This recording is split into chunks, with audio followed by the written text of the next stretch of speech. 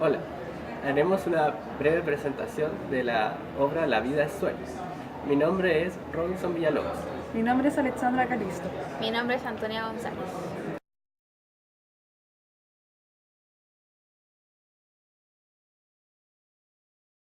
Para entender mejor la obra necesitamos entender un pequeño resumen de esta.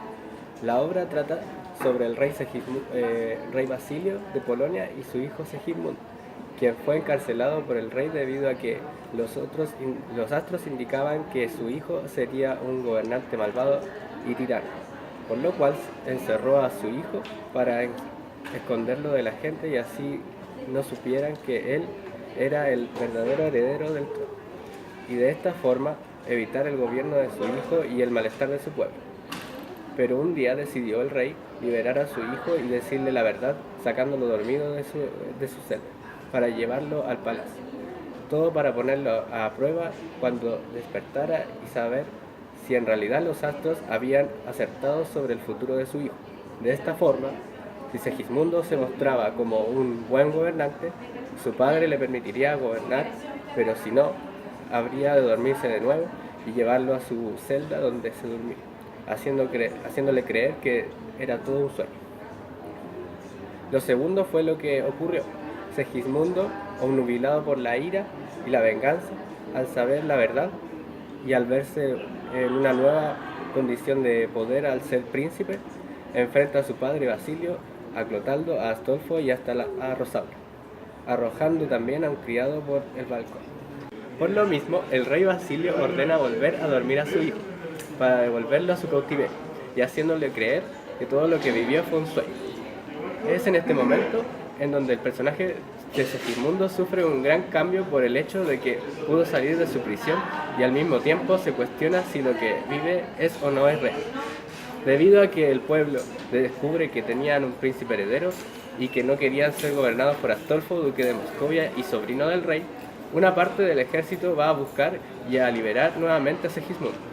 Finalmente, las fuerzas del rey se enfrentan a las de Segismundo, triunfando Segismundo. Mientras el rey huía, es encontrado y ambos se reencuentran. Y Basilio, pensando que moriría bajo la ira de su hijo, este se pone a su servicio, demostrando que había cambiado, y entendiendo esto el rey lo nombra príncipe heredero.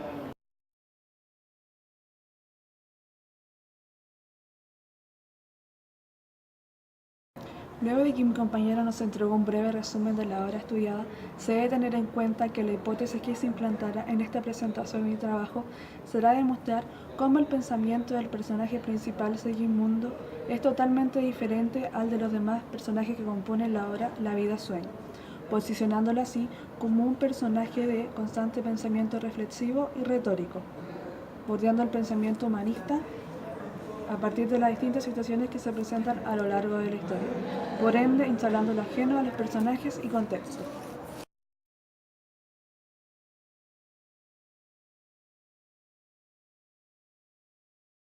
El tema del existencialismo es muy notorio en el texto, y es la primera forma de demostrar que el personaje principal tiene una forma de pensar distinta que los demás personajes con los que interactúa. Hay que tener en cuenta que el existencialismo es una corriente filosófica de la segunda mitad del siglo XX, en donde los filósofos y literatos de la época se centran en el análisis de la condición humana, la libertad y la vida. Este tema está presente desde el principio del libro, y así lo demuestra la siguiente cita. Ay mísero de mí, ay infelice, apurar cielos pretendo, ya que me tratéis así. ¿Qué delito cometí contra vosotros naciendo? Aunque si nací ya entiendo. ¿Qué delito he cometido? Bastante causa ha tenido vuestra justicia y rigor, pues el delito mayor del hombre es haber nacido. Esta cita demuestra claramente que el personaje se está cuestionando su vida, ya que no entiende el por qué su padre lo encerró en aquella torre en donde ha estado desde que nació. El protagonista tiene un pensamiento bastante similar al pensamiento humanista. Se pueden observar los primeros rasgos de esto cuando Segismundo comienza a cuestionarse todo lo que está ocurriendo, lo que también es una característica del existencialismo. Como el padre de Segismundo lo drogó para que pensara que todo lo que vivía era un sueño, él comienza a preguntarse constantemente si lo que pasó era verdad o no. Se cuestiona la vida, su propia vida, diciendo que es un sueño. Esto se puede observar en la siguiente cita. ¿Qué es la vida? Un frenesí. ¿Qué es la vida? Una ilusión. Una sombra, una ficción. Y el mayor bien es pequeño, que toda la vida es sueño, y los sueños, sueños son. Es así como se puede observar que el protagonista tiene un pensamiento distinto, a pesar de ser alejado de la sociedad, en donde el enfoque principal que tiene es cuestionarse su existencia.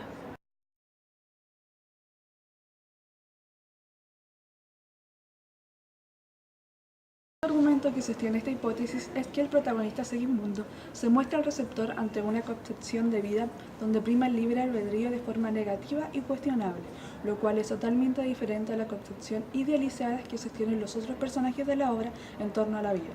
Segismundo, la mayor parte de la obra se establece bajo un mundo de constantes preguntas en torno a su desdicho destino.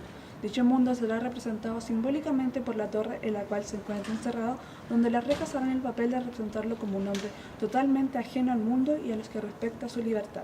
Sin embargo, Segismundo parece crear su propio mundo, donde en teoría es él quien toma sus decisiones respecto a qué creer o qué pensar.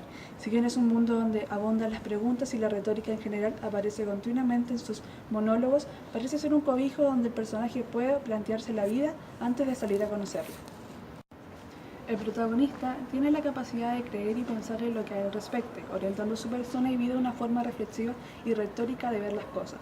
Uno de los monólogos que pone en pie dicho argumento en torno al libre albedrío de forma cuestionable es donde el Segismundo dice lo siguiente: nace el ave y con las galas que le dan belleza suma, apenas es flor de pluma o ramillete con alas, cuando las etéreas alas corta con velocidad, negándose a la piedad, del nido que deja en calma. Y teniendo yo más alma, ¿tengo menos libertad? Segismundo compara su vida a la de un ave, donde se cuestiona por qué alguien que no posee alma adquiere más libertad que él.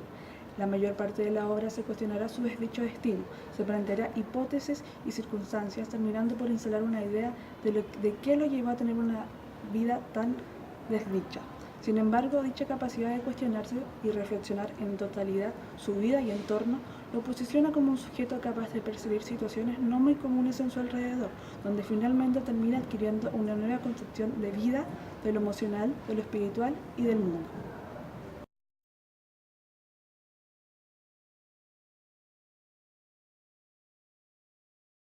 Finalmente, en la obra La vida del sueño, se puede observar el cambio que sufre el personaje principal, Segismundo, quien en un comienzo tiene un actuar salvaje e instintivo y finalmente obra con la razón.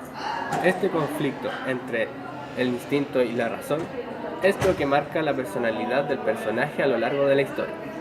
En un comienzo, vemos a Segismundo lamentándose por su encierro y deseando su libertad cuando posteriormente el rey Basilio, su padre, ordena que lo lleven al palacio después de haber sido dormido.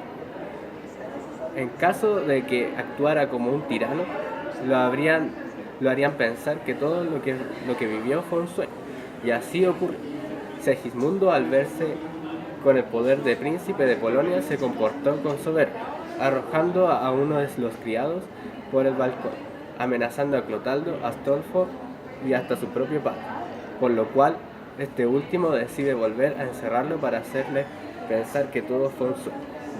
Ahora, ¿cuál fue el motivo para que Segismundo actuara así? El motivo fue su cautiverio, debido a que su padre lo encerró creyendo en los designios de la astrología y el oráculo, los cuales afirmaban que su hijo se volvería un tirano. Si bien Segismundo fue educado por Clotaldo y era culto debido a su enseñanza, no conocía el mundo exterior, ni sus relaciones con las personas fuera de la prisión, y aún menos cómo debiera comportarse un príncipe. Por lo cual, el resultado de ello fue el instinto, el actuar sin la razón. Pero al final de la obra vemos el cambio del personaje cuando es liberado nuevamente de su prisión y no entiende si lo que sucede era un sueño o una realidad, pero prefiere actuar de manera distinta a la última vez que salió de su cautiverio, teniendo a su padre al frente para vengarse de los males que éste le había condenado por medio del encierro. Segismundo le perdona y deja su vida a manos de su padre, quien observa que su hijo ha cambiado y que los designios que decían tantas cosas sobre él se deshacían. al ver que el príncipe Segismundo vencía su instinto de venganza e ira por la razón y la compasión.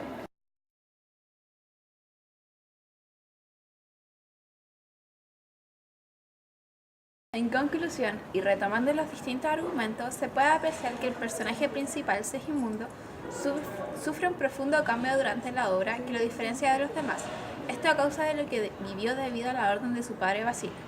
La vida de Segismundo, encerrado en una torre, y al haber crecido ahí durante toda su vida, hace necesariamente a este personaje distinto a los demás, con un profundo problema existencial y en donde se cuestiona sobre la libertad del ser humano y su persona, y finalmente el conflicto entre el instinto y la razón dentro de él. Sin duda, el personaje de Segismundo agrupa varios problemas y preguntas filosóficas que el autor plantea.